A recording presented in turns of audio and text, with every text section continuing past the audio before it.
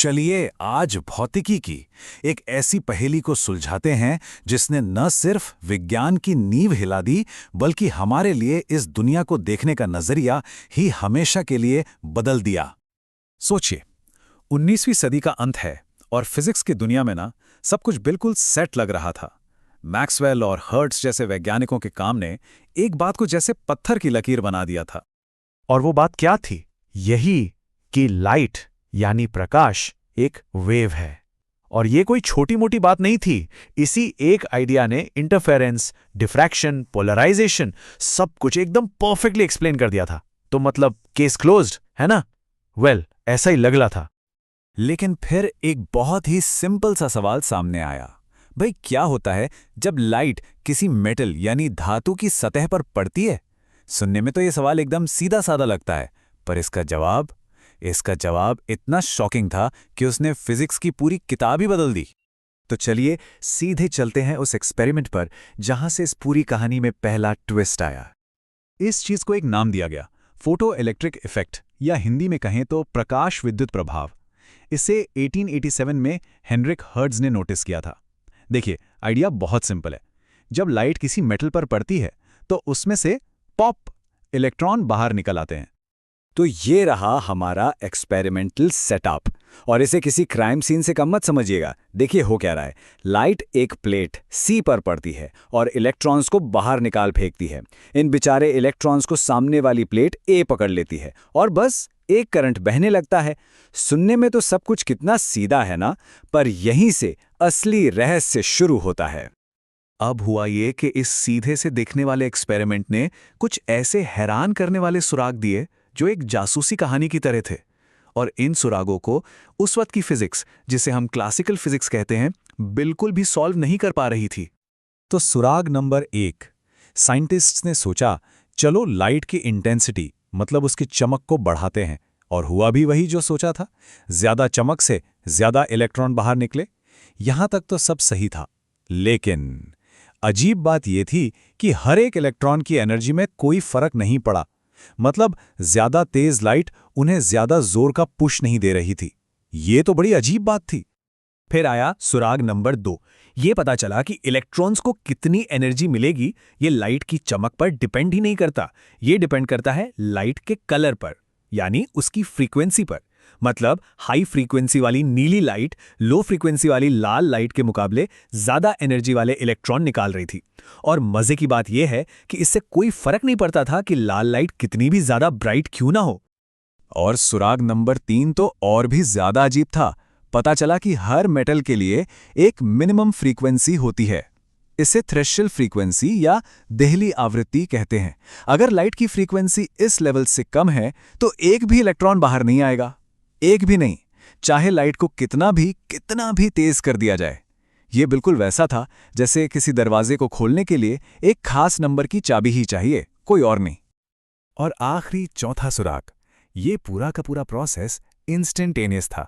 मतलब जैसे ही light metal पर पड़ी वैसे ही इलेक्ट्रॉन बाहर, जरा सा भी टाइम लैग नहीं, 1 नैनोसेकंड से भी कम में। भले ही लाइट कितनी भी डिम या हल्की क्यों ना हो, कोई इंतजार नहीं। तो ठीक है, हमारे पास अब 4 पक्के सुराग हैं। अब वक्त था हमारे प्राइम सस्पेक्ट यानी क्लासिकल वेव थ्योरी को कटघरे में खड़ा करने का और देखने का कि वो इन सबूतों के सामने टिक पाती है या नहीं। तो अब वेव थ्योरी से पूछताछ शुरू करते हैं। पहला सवाल, इंटेंसिटी। थ्योरी कहती है कि ज्यादा तेज लाइट मतलब बड़ी वेव यानी ज्यादा एनर्जी, तो इलेक्ट्रॉन्स को भी ज्यादा एनर्जी मिलनी चाहिए। पर ऐसा तो हुआ नहीं। तो पॉइंट नंबर 1 फेल। दूसरा सवाल, फ्रीक्वेंसी। थ्योरी के हिसाब से कोई भी कलर की लाइट काम करनी चाहिए, बस वो काफी ब्राइट हो। लेकिन हमने तो एक कट ऑफ फ्रीक्वेंसी देखी, तो पॉइंट नंबर 2 भी फेल। और आखिरी सवाल, टाइम लैग। वेव से एनर्जी सोखने में इलेक्ट्रॉन को थोड़ा टाइम तो लगना चाहिए, पर एमिशन तो तुरंत हो रहा था। पॉइंट नंबर 3 बुरी तरह फेल। साफ था हमारी वेव थ्योरी इस केस को सॉल्व करने में पूरी तरह नाकामयाब हो चुकी थी। जब पुरानी थ्योरी के सारे रास्ते बंद हो गए, तब सीन में एंट्री होती है एक नए दिमाग की, एक नए जासूस की, जिसका एक आइडिया सब कुछ बदलने वाला था। यह साल था 1905 और इस जासूस का नाम था एल्बर्ट आइंस्टाइन। उन्होंने इस पूरे रहस्य को सुलझाने के लिए लाइट को देखने का एक बिल्कुल ही नया, एक रैडिकल तरीका सामने रखा, एक ऐसा आइडिया जो उस वक्त के लिए सोचना भी मुश्किल था। आइंस्टीन ने कहा, एक मिनट रुकिए, क्या हो अगर लाइट एक कंटिन्यूअस वेव हो ही ना? क्या हो अगर ये एनर्जी के छोटे छोटे अलग अलग पैकेट्स की एक बारिश हो? उन्होंने इन एनर्जी पैकेट्स को क्वांटा कहा, जिन्हें आज हम फोटॉन्स के नाम से जानते हैं।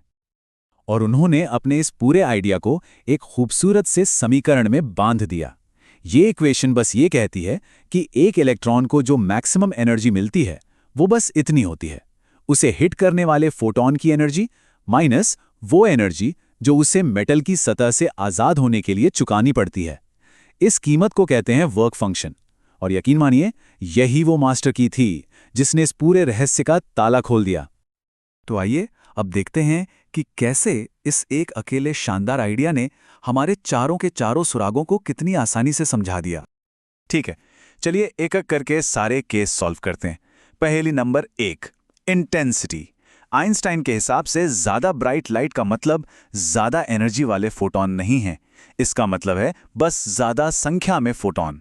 ज्यादा फोटॉन तो ज्यादा टक्करें और इसलिए ज्यादा इलेक्ट्रॉन, पर हर टक्कर 1-on-1 होती है, इसलिए हर इलेक्ट्रॉन की एनर्जी सेम रहती है। Case solved. पहेली नंबर 2, फ्रीक्वेंसी। एक फोटॉन की एनर्जी उसकी फ्रीक्वेंसी से सीधी जुड़ी है। हाई फ्रीक्वेंसी मतलब ज्यादा पावरफुल फोटॉन, मतलब ज्यादा जोर का पंच। Case solved.